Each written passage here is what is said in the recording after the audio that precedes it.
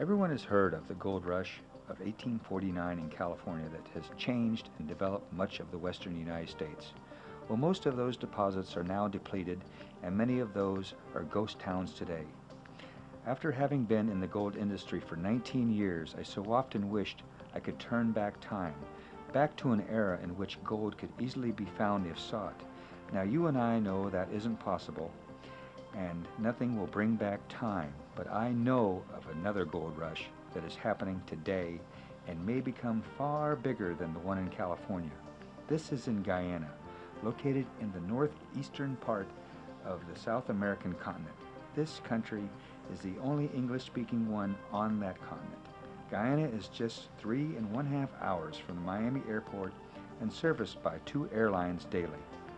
I first prospected for gold there in 1996, after which I then needed 1 full year of field preparation.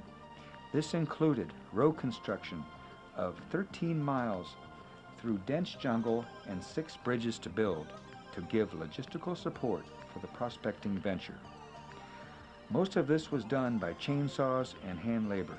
The road is done today, and I've been producing gold for about 6 months now through a system called land dredging. This is my story, and unlike most stories, this one contains something different. This one is backed by the gold receipt sales to the Guyana Gold Board in the Republic of Guyana. What you're about to see is most interesting and informative. Most people know very little about Guyana and can only identify it to Jim Jones years ago. Yes, this is where Jim Jones met his Waterloo, but it has no reflection on the people or the country itself. The fact of the matter is that gold and diamonds have been mined here for over 100 years in huge quantities, and most of the world has no idea or concept how much has been mined out each year. What I would like to do is to take you through step by step, briefly, of the prospecting procedures we've employed here and the results we've gotten. This is the land of which a gold mining company, which started production only 4.5 years ago, currently produces just under 1,000 ounces of gold per day. This is the land of the legendary El Dorado. Many still seek it, and only the bold will even have the opportunity to find it. Now, knowing we cannot turn back time, we're going to go back to the Guyana goldfields where time hasn't changed in hundreds of years. The Industrial Revolution in gold mining has not hit this country as of yet, but is just about to begin.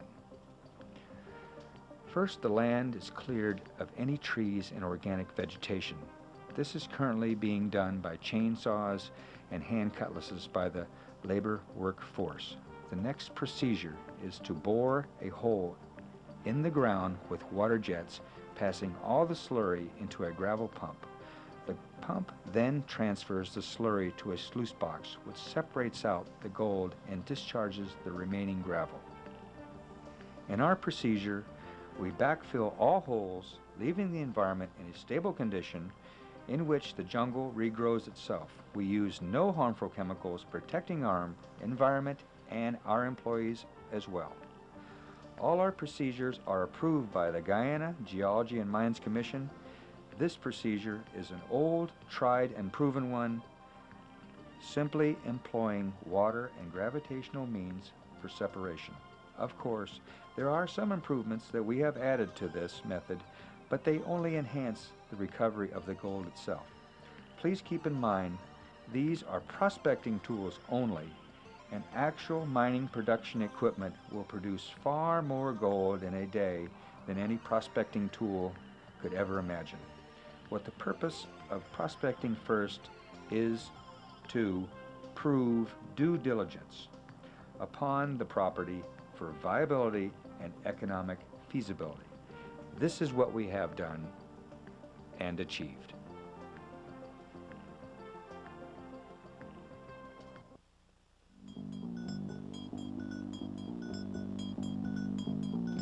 Now let's get into the procedures we are currently employing for the recovery of the gold itself. As you have just seen, the gold has been extracted from the slurry into the sluice box. Our next steps are to clean the box and the mats very carefully. This is done by beating the gold from the mats themselves. after which the gold concentrates are now screened into the wash box to remove any large rocks and remove all nuggets and chipped gold.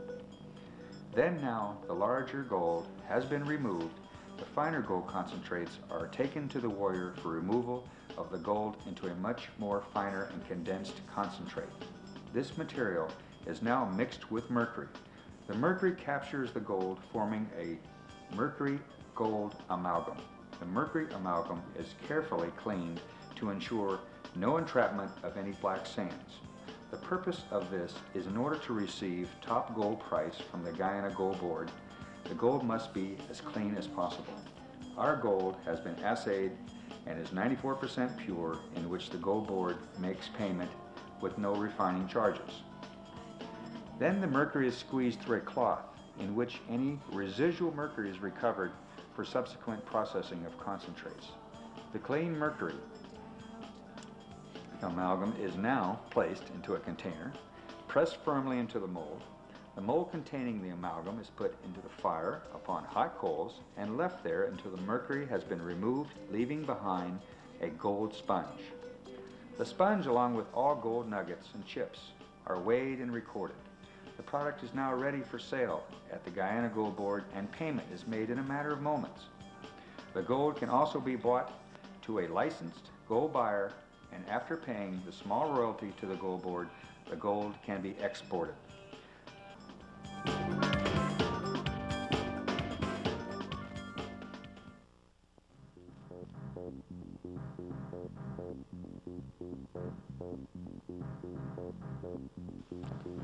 I would like to speak of our mineral claim in which we are presently working.